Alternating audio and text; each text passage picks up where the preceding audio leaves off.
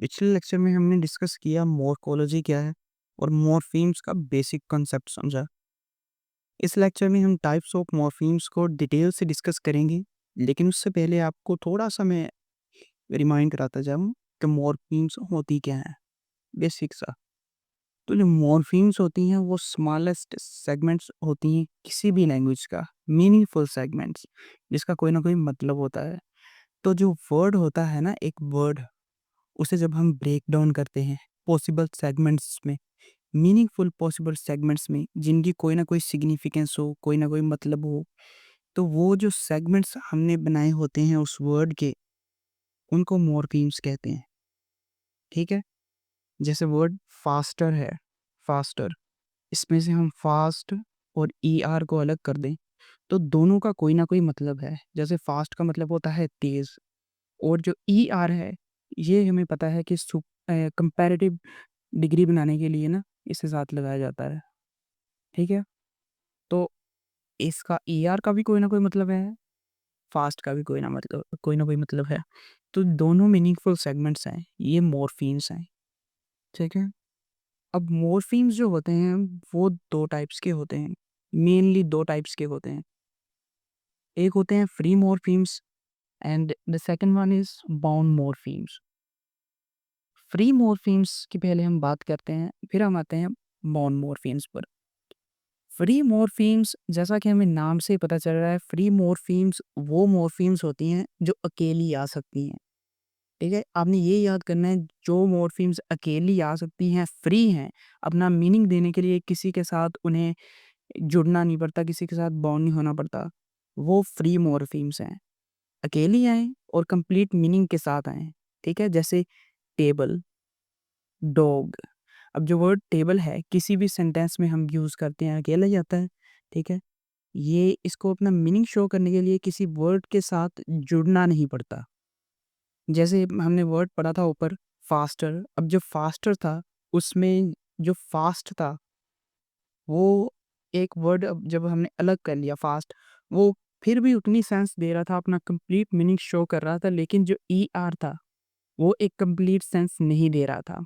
उसे एक complete sense देने के लिए, यू इस्तेमाल होने के लिए, उसे किसी न किसी वर्ड के साथ अटैच होना पड़ेगा।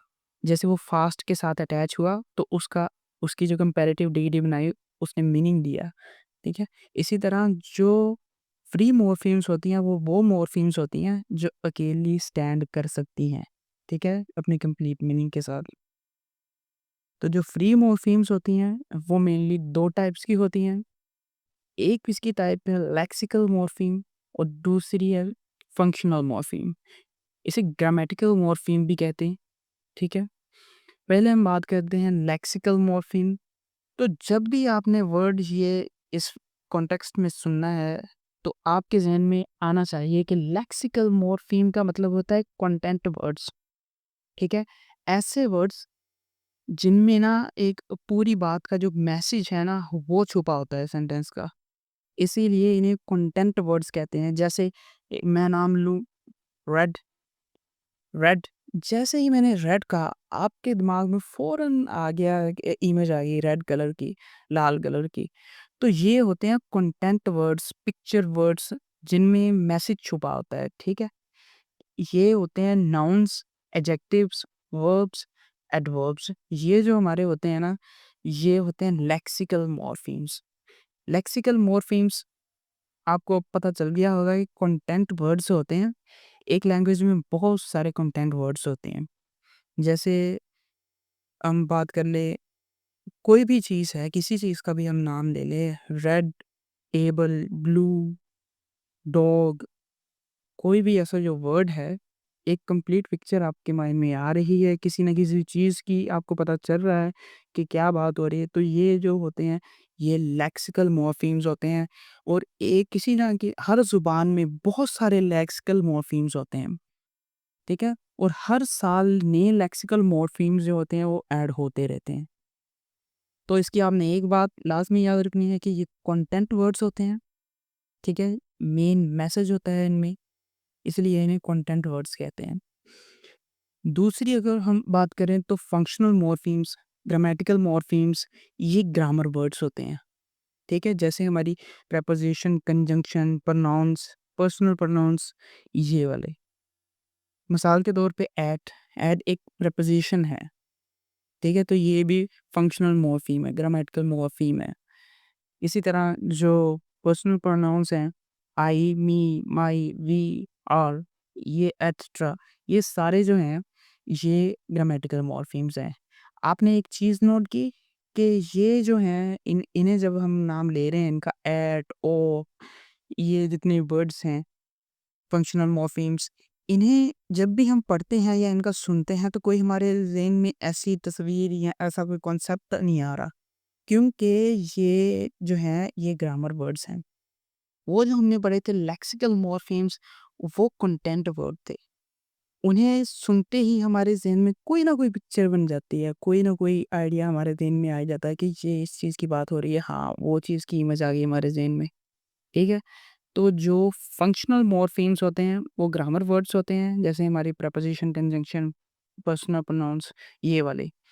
तो एक जो ये लिमिटेड होते हैं, ठीक है? किसी भी लैंग्वेज में जो ग्रामेटिकल वर्ड्स होते हैं, ग्रामेटिकल मॉर्फीम्स होती हैं, ये लिमिटेड होती हैं और ये फ्रीक्वेंटली जैसे लेक्सिकल मॉर्फीम्स हर साल को नए वर्ड्स ऐड होते हैं, तो उस तरह ये फंक्शनल मॉर्फीम्स जो होती हैं, वो ऐड नहीं होती।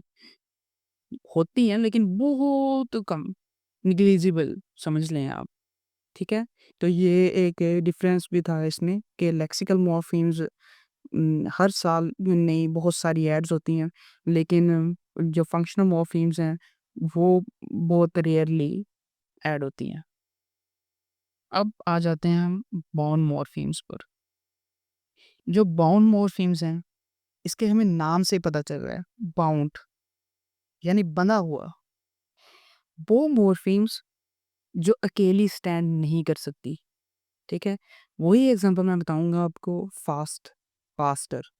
जो वर्ड फास्टर है, उसको हमने 2 सेगमेंट में ब्रेक डाउन किया है, फास्ट और ईआर में। अब जो वर्ड फास्ट है, उसे हम किसी भी सेंटेंस में यूज़ कर सकते हैं, फ्रीली अपना मीनिंग वो देगा। लेकिन जो ईआर है, उसे हम कभी भी अकेला ईआर किसी सेंटेंस में यूज़ नहीं कर सकते, वो मीनिंग नहीं देगा। उसे अपना मीनिंग देने के लिए किसी न किसी वर्ड के साथ अटैच होना पड़ेगा, ठीक है? तो जिस मॉर्फ़ीम को अपना मीनिंग देने के लिए किसी न किसी दूसरी रूट मॉर्फ़ीम्स कोर वर्ड के साथ अटैच होना पड़े, तो उसे कहते हैं बाउंड मॉर्फ़ीम, यानी बंधा हुआ है, अकेला नहीं आ सकता। जैसे जो वर्ड बुक्स है, उसमें जो बुक है, वो तो अकेला स्टैंड कर सकता है, लेकिन जो एस है, वो अकेला स्टैंड नहीं कर सकता। ठीक है, मोस्टली हम प्लूरल बनाने के लिए एस का इस्तेमाल करते हैं, पोज़ेशन शो करने के लिए भी करते हैं, लेकिन अकेला अगर हम एस लिखते हैं सेंटेंस में, तो ये कोई सेंस नहीं देगा। इससे सेंस देने के लिए किसी न किसी वर्ड के साथ जुड़ना पड़ेगा, तो ये है बाउंड मॉर्फ़ीम। बाउंड मॉर्फ़ीम्स 2 टाइप्स की होती हैं, एक इन्फ्लेक्शनल मॉर्फ़ीम, दूसरी है डेरिवेशनल मॉर्फ़ीम। पहले हम बात करते हैं इन्फ्लेक्शनल मॉर्फ़ीम की। ऐसे वर्ड्स जिन्हें ऐसी मॉर्फीम्स वर्ड नहीं मॉर्फीम्स जिन्हें हम जब रूट वर्ड के साथ ऐड करते हैं, रूट मॉर्फीम के साथ ऐड करते हैं, तो वो उसकी क्लास जो है उसको चेंज नहीं करती, ठीक है? ऐसे मॉर्फीम्स जिन्हें हम जब रूट वर्ड के साथ ऐड करें, तो वो उसकी क्लास को चेंज नहीं करता। They do not change class, ठीक है? जैसे जो वर्ड है बुक, इसके साथ हम लगा दें एस, बन गया बुक्स। तो जो वर्ड बुक था वो एक नाउन था, लेकिन जब हमने इसके साथ एस लगा दिया तो क्या हुआ? कुछ भी नहीं हुआ। पहले एक बुक को रिप्रेजेंट कर रहा था, अब ज़्यादा बुक्स को रिप्रेजेंट कर रहा है। पहले भी नाउन था, अब भी नाउन है। तो इसकी क्लास नहीं बदली, ये नाउन था, नाउन ही है। इसी तरह जो वर्ड टॉल है, उसके साथ हमने ईआर लगा दिया, क्या बन गया? टॉलर।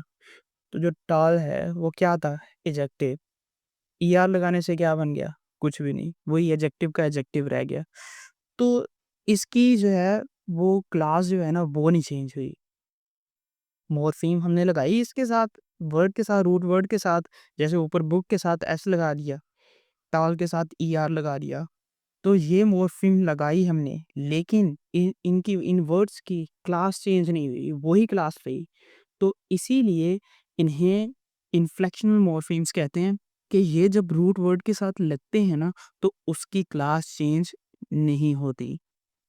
तो ये जो इन्फ्लेक्शनल मॉर्फीम्स होते हैं, ये मोस्टली जो सफिक्सेस है ना, सफिक्स या सफिक्स होते हैं या इनफिक्स होते हैं, ठीक है? अफिक्सेस तो आपने पढ़ी ही होंगी, जो वर्ड के स्टार्ट पे लगती हैं मॉर्फीम्स। जो वर्ड के स्टार्ट पे आ जाए, वो प्रीफिक्स होती हैं, प्री पहले, और सफिक्स जो वर्ड के एंड पे आती हैं, वो सफिक्स होती हैं। अब इनफिक्स आपके लिए मे बी आपके लिए नई टर्म हो, लेकिन इनफिक्स भी अफिक्सेस की टाइप है, जो बहुत कम इस्तेमाल होती है। अब प्रीफिक्स तो हो गया पहले आने वाले, सफिक्स हो गया बाद में आने वाले, इनफिक्सेस कहाँ आती हैं? जो इनफिक्सेस होती हैं ना, वो दरमियान में आती हैं। दरमियान में कैसे आती हैं? दरमियान में ऐसे आती हैं कि जो ज़्यादातर ये जो होती हैं ना, ये प्लूरल बनाने के लिए इस्तेमाल करते हैं, या फिर जो इर्रेगुलर वर्ब्स होती हैं, उन्हें उन्हें बनाने के लिए इस्तेमाल होती हैं। जैसे फुट है, फुट की हमने ये प्लूरल बनानी है, तो फीट में चेंज हो गया। अब जो उसके इस पुट वर्ड के दरमियान वाउल्स थे, उन्हें वाउल्स को हमने चेंज कर दिया। पहले ओ थे, अब हमने ई कर दिया है।